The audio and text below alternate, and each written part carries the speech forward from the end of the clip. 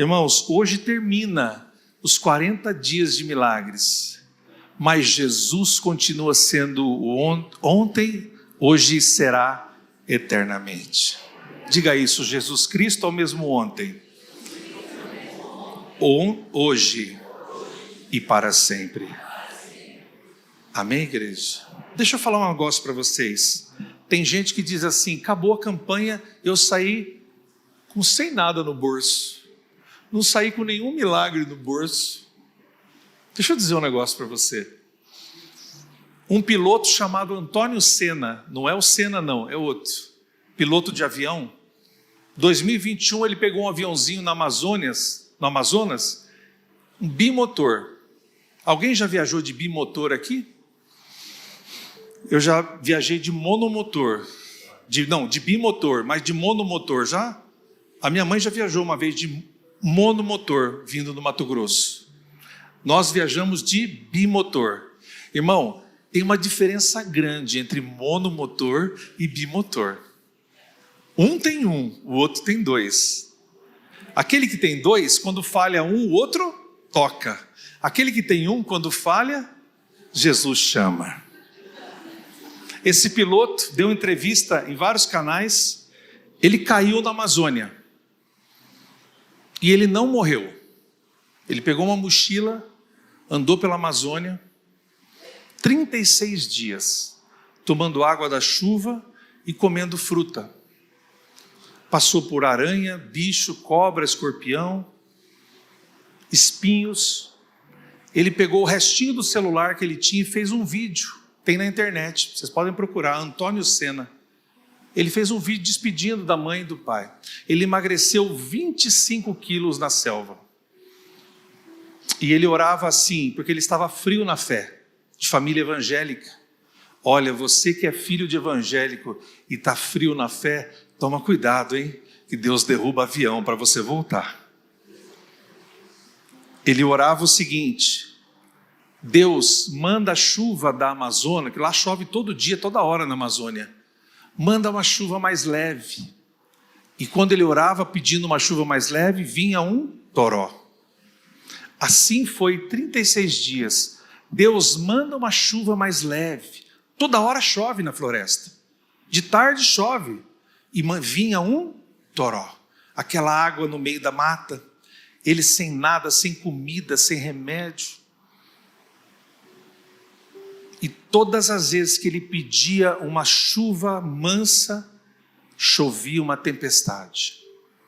Chegou um dia, ele olhou, no meio da mata ele viu uma cabana de plástico. Ele não sabia se ele estava ficando louco. Ele chegou lá, tinha uma farinha, ele comeu a farinha e tomou uma água. E ele percebeu que ali eram aqueles castanheiros, os homens que vão na selva para catar castanha. Tem um valor grande, só no meio da selva. De repente, ele escutou o barulho de vozes, 36 dias. O avião caiu e ele ficou lá, tentando andar. E ele ouviu vozes. E quando ele percebeu, ele estava no meio do acampamento dos castanheiros. Ele estava salvo. E ele tinha feito um vídeo no celular para despedir da mãe e do pai. Ele era um crente frio. E ele conversando com os castanheiros, aquela alegria. E os castanheiros falavam assim: rapaz, nós só estamos aqui porque o outro lado que a gente apanhava castanha não deu para chegar, porque o rio encheu muito. Então nós somos obrigados a vir para este lado de cá. E nós não vinha para cá, a gente não vinha para cá. Mas choveu tanto lá que nós somos obrigados a vir para cá.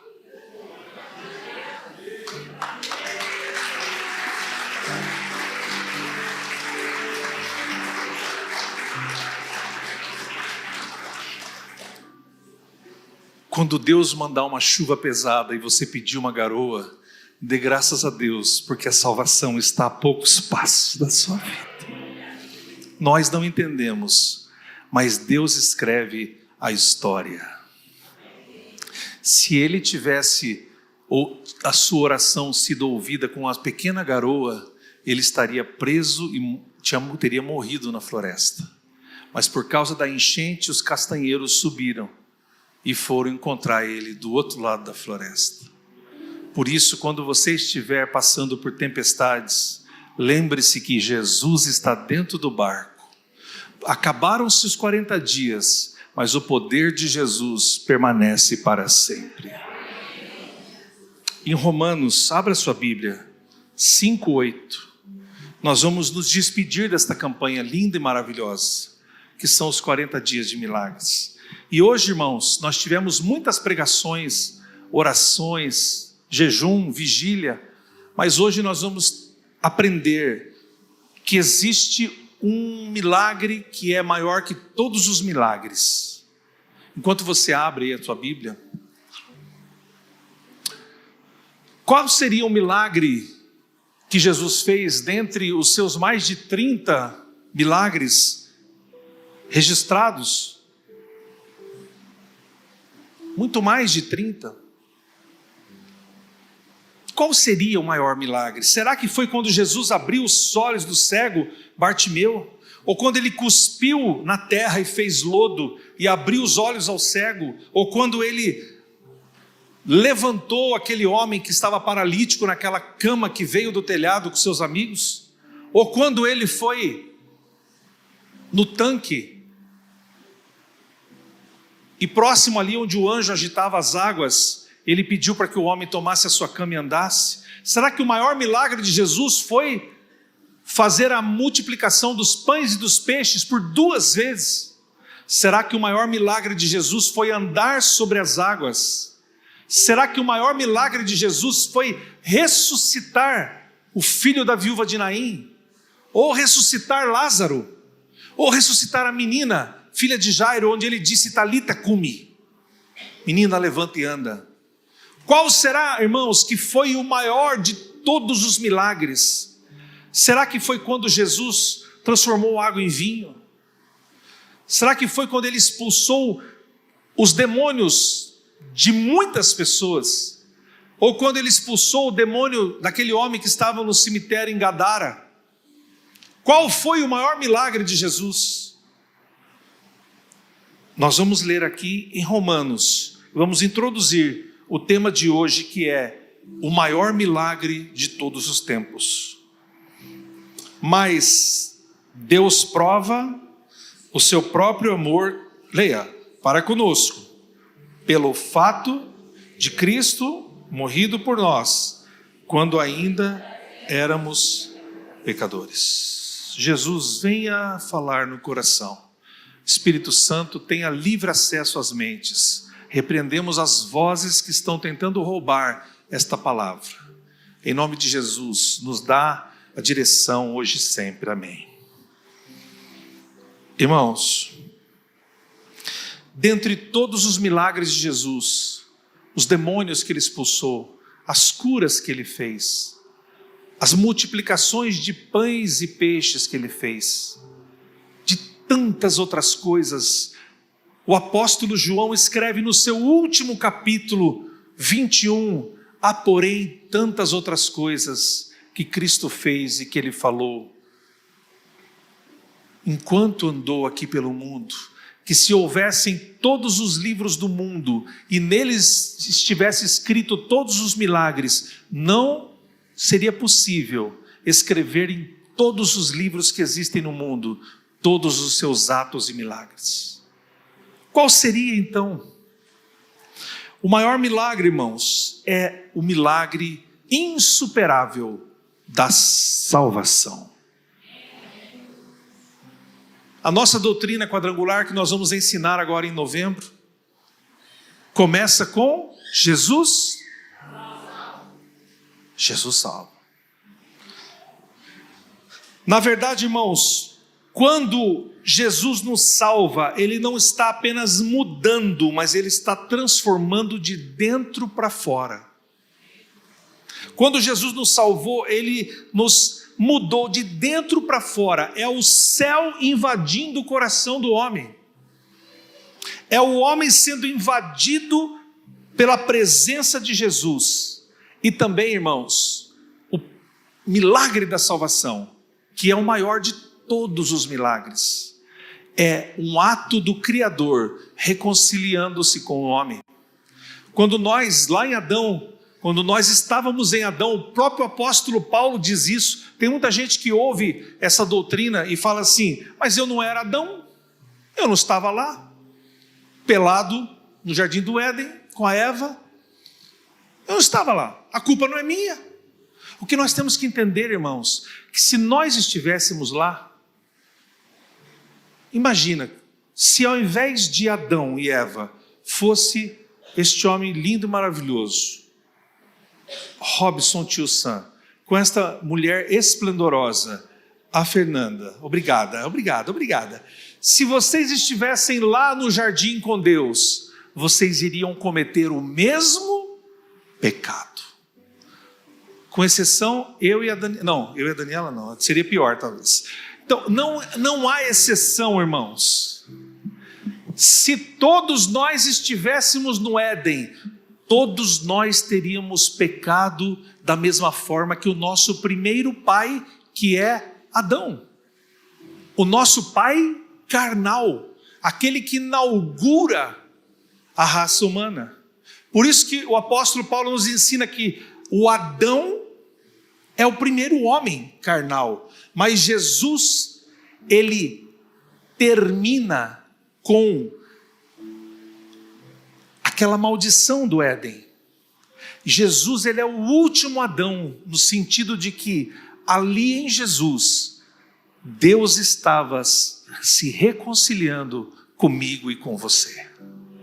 E Deus se reconcilia comigo e com você através dele mesmo. Porque Jesus não é o arcanjo Miguel, Jesus não é o anjo Gabriel, Jesus não é um anjo, Jesus, ele é Deus.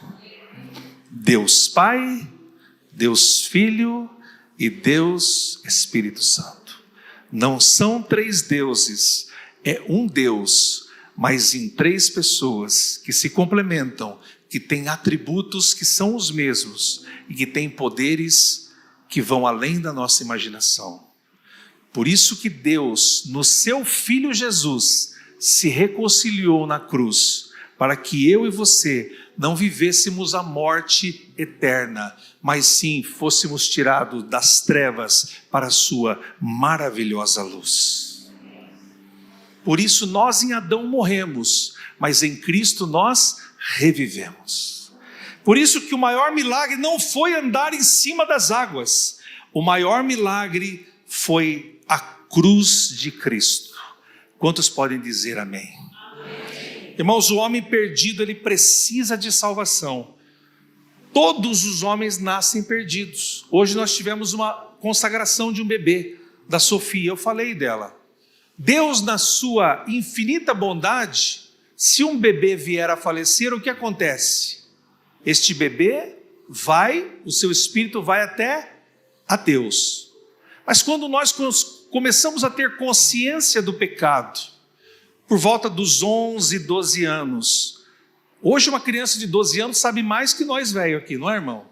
Porque eles têm a internet. Tome cuidado, pai, com a internet do seu filho. Amém? Amém, pais? Tome cuidado com a internet do seu filho. A internet não é babá. Deus não fez a internet parir o seu filho. Foi você que pariu o seu filho. Por isso, não coloque a internet como babá do seu filho. Quantos podem dizer, ai, doeu? Que é para doer mesmo. Tá? Amém? Só um parênteses. Falamos dos bebês. Mas se o bebê morrer, o que acontece com o bebê? Ele é um inocente. Mesmo sendo inocente, ele está morto em delitos e pecados. Quantos aqui tem um filho? Deixa eu ver. Quantos aqui tem de 2 para cima? Deixa eu ver, levanta a mão. Meu Jesus da glória. Você que não tem filho, já viu uma cena onde um bebê puxa a cabeça do outro, toma a chupeta do outro, toma o chocolate do outro, belisca e morde? Algum bebê de vocês já mordeu o outro? Já viu bebê brigando? Criancinha de 1 ano e meio, 2 brigando? Já viram ou não? Uma grudada no cabelo da outra, balançando? Uma mordendo a outra?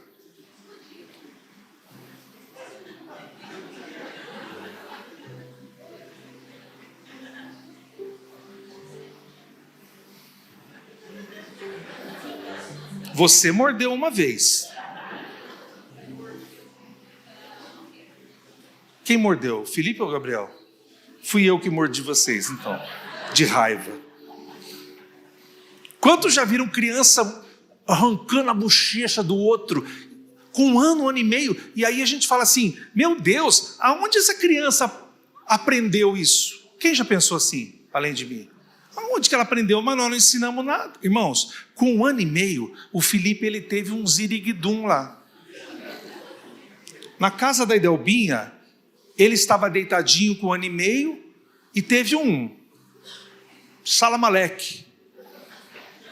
E ele fazia assim para mim.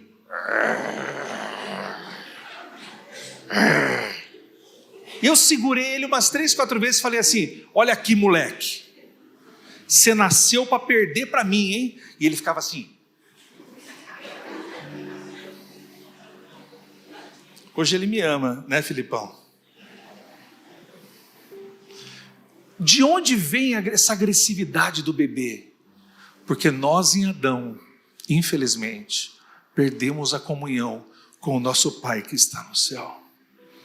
A Bíblia fala em Gênesis que ao cair da tarde, o Senhor Deus descia no jardim e perguntava, Adão, como que está o nome dos macacos? Hoje eu coloquei o nome no macaco prego. O nome dos passarinhos. Adão, Deus tinha um relacionamento com Adão.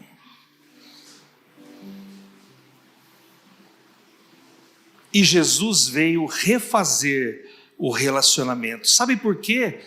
A maldade até num pequeno bebê, irmãos, apesar de serem inocentes, porque está escrito em Romanos 3, 23. Leiam comigo. Pois todos pecaram e carecem da glória de Deus. Igreja, quantos pecaram? Quem pecou? Quantos? Todos pecaram. Todos pecaram. Em Efésios 2:1 diz assim: Ele lhes deu a vida, estando vocês mortos em delitos e pecados. Mas você diz assim, mas o delegado nunca foi em casa, a polícia civil nunca bateu em casa. Mesmo assim, o que é um delito? Aquele que comete um crime. Mas nós somos criminosos? Sim. O apóstolo Paulo ensina que nós estávamos mortos para Deus, nos nossos pecados. Que pecados são esses? A cobiça, a ganância, o ódio, a inveja, a maledicência, a fofoca, a raiva, a ira, a violência, a vingança, a ganância, o ódio. Nós todos estávamos mortos nos próprios delitos da carne. Então a nossa ficha corrida com Deus é o quê? Uma ficha corrida de criminosos. Mas eu nunca fiz nada. Não basta você achar que não fez nada. Nós estávamos mortos e sepultados para Deus, porque o pecado impede que Deus tenha um relacionamento com você. Quando Adão desobedece em Eva, desobedece, eles percebem que estão nus. Até então não. Por quê? Havia problema em eles estarem nus? Não. Eles perdem a relação que tinham de pureza com Deus. E por isso, nós estamos morrendo a cada dia. E um dia vai chegar a nossa hora. Um dia vai chegar a nossa hora. Mas Jesus veio acabar com essa história. Porque Jesus veio acabar com a morte eterna da alma. Porque agora nós somos nova criatura. As coisas velhas já passaram, eis que tudo se fez novo. Irmãos, sem Jesus nós não estamos doentes espiritualmente, nós estamos mortos. Diga assim: sem Jesus, eu não estou doente espiritualmente, eu estou morto. Mas pastor, é muito forte. Conversa com um homem chamado Paulo de Tarso e reclama para ele, irmãos. Mas o amor de Deus se revela na cruz. Sabe qual é a maior expressão do amor de Deus? A violência da cruz. Aquela violência que nós deveríamos padecer eternamente. O próprio Cristo se fez carne. Irmãos, não existe reencarnação, existe apenas uma encarnação. Jesus, o filho de Davi, que se fez homem, nasceu de Maria, a virgem, e se fez carne e habitou entre nós, e vimos a sua glória como a glória do unigênito Pai. Em João 3,16, Jesus explica para Nicodemos a questão do pecado e do novo nascimento. Vamos ler forte, igreja. Porque Deus amou o mundo.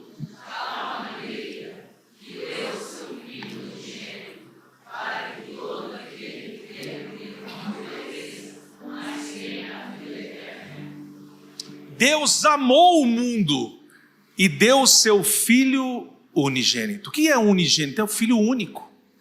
Quantos de vocês falaram que tem filho único aqui? Deixa eu ver. Tem um filho só. Deixa eu ver, levanta a mão. Um filho só. Então vamos fazer um acordo? Você me dá o seu filho, eu vou matar ele na cruz por todo mundo aqui. Quem topa? Alguém topa? Seu filho vai morrer castigado por todos nós, que éramos mortos em delitos e pecados. Alguém topa isso, irmãos? Você tem coragem de entregar o seu filho para morrer na cruz por alguém, irmãos?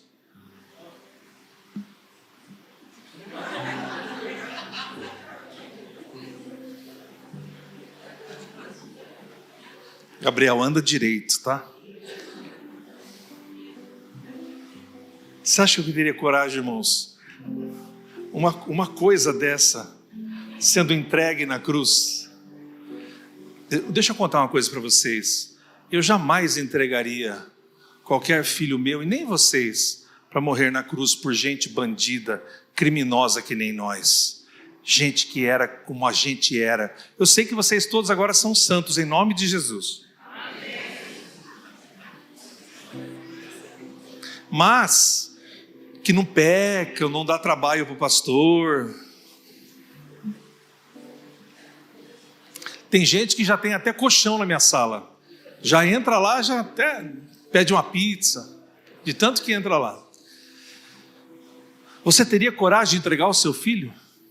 Não teria. Mas Deus prova o seu amor para conosco, tendo enviado Cristo por nós, sendo nós ainda pecadores. Mas como Isaías 53 diz, ele verá a sua descendência, o justo, o meu servo, e regozijará com os grandes, e entre eles repartirá os despojos, porque se ofereceu e derramou a sua vida na morte. Ninguém é maior que Jesus. Poderiam até bater palma para ele.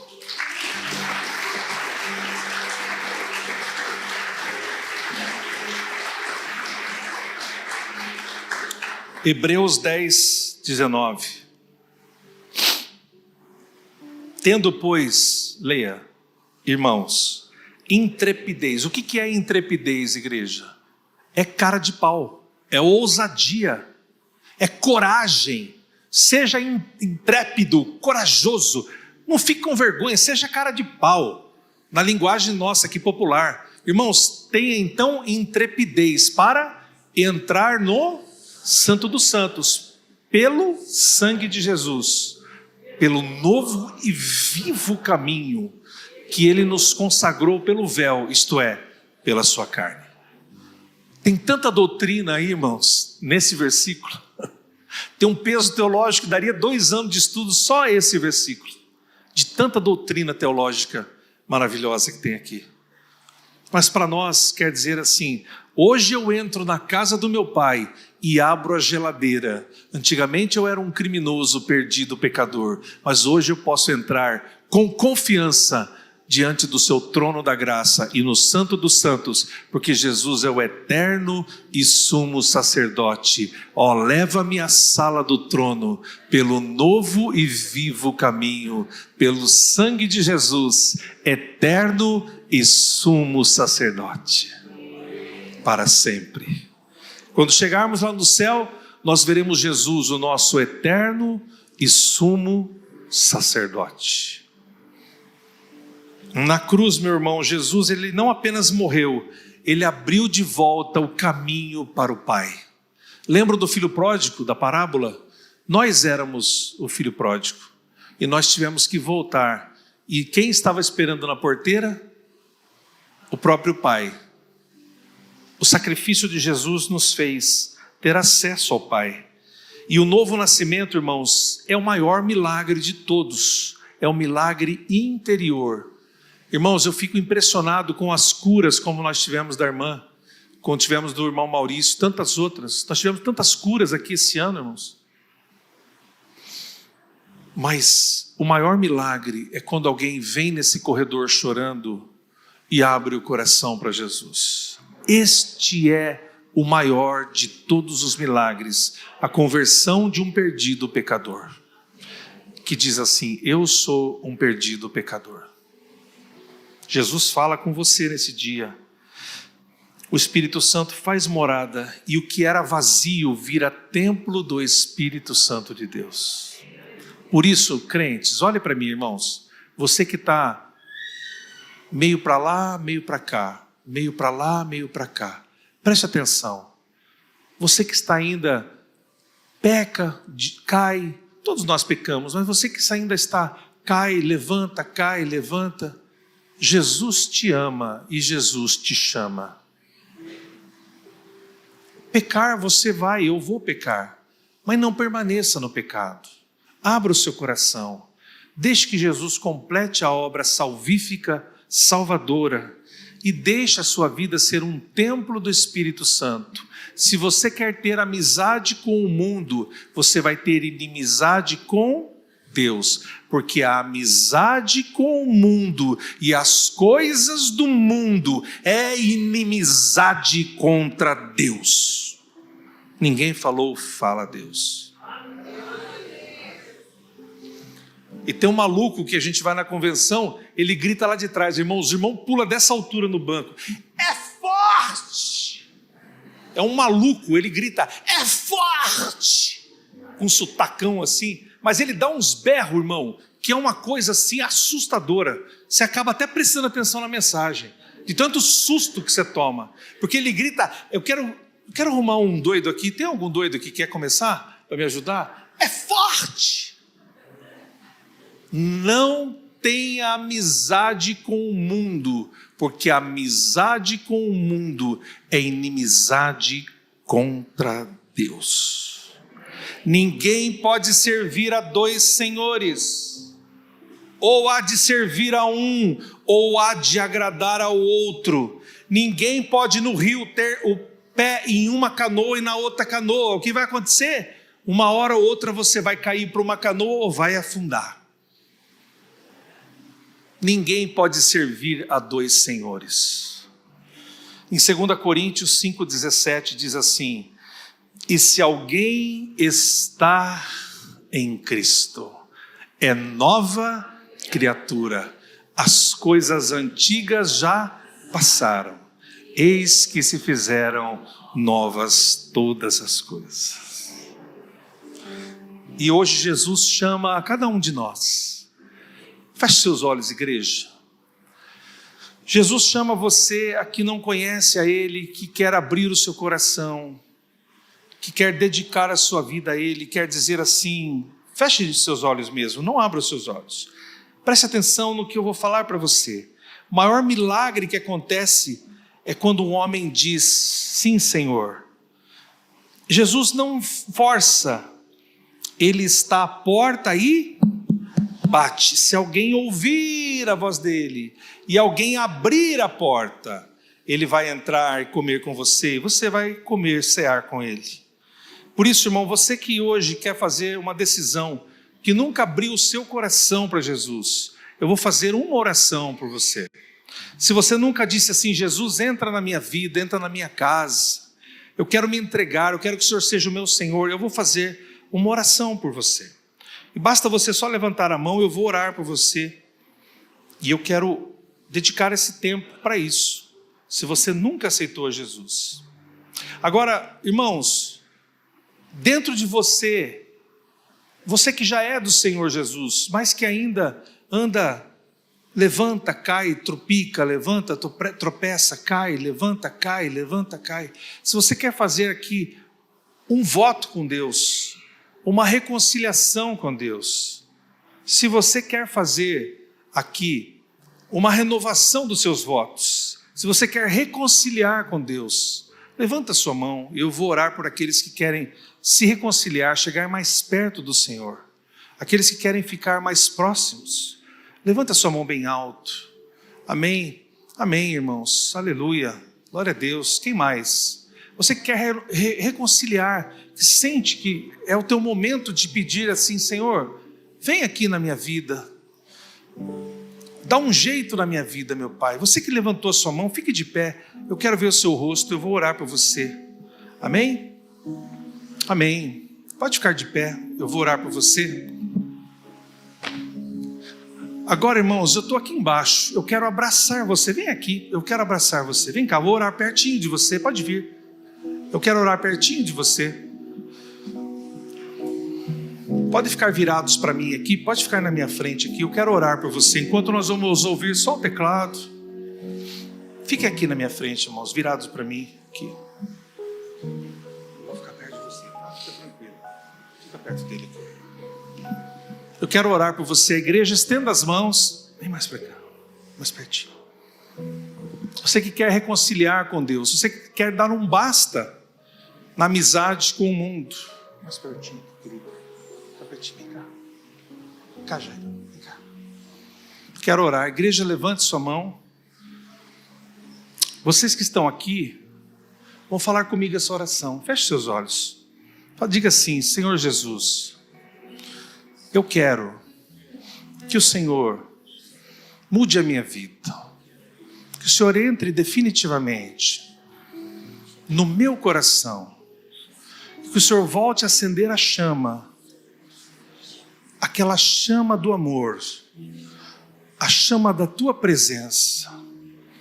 Diga assim, meu Pai, eu entrego a minha vida, o meu coração nas tuas mãos, e que o Senhor possa, a partir de hoje, mudar a minha vida, mudar os meus hábitos, mudar os meus gostos, mudar as minhas palavras, mudar o meu coração.